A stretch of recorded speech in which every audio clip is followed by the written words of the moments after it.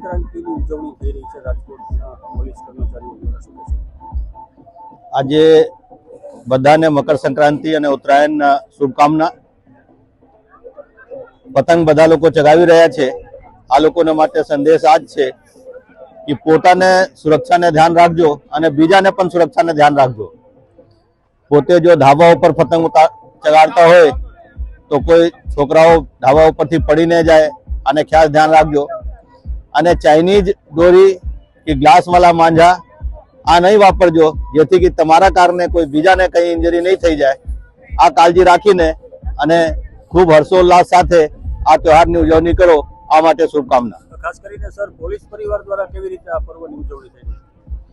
Police પરિવારમાં જે police સ્ટેશનના અધિકારીઓ કર્મચારીઓ છે આ લોકો આજે બંદોબસ્તમાં છે, પરંતુ જે બ્રાન્ચના અધિકારીઓ કર્મચારીઓ છે આ લોકોને થોડા આજે રજાના માહોલમાં અને આમ પણ આપણે બધા ભેગા રહીએ જેથી કે કંઈ થઈ શકે તો એક સાથે ભેગા નીકળી શકીએ. તો આ માટે આપણે બધા હેડક્વાર્ટરમાં છીએ અને આપણે અહીંયા પતંગ પણ ચગાવી રહ્યા છીએ અને ભેગા પણ છીએ, જેથી કે કંઈ જો બનાવ બને તો એક સાથે આપણે ભેગા નીકળી શકશું.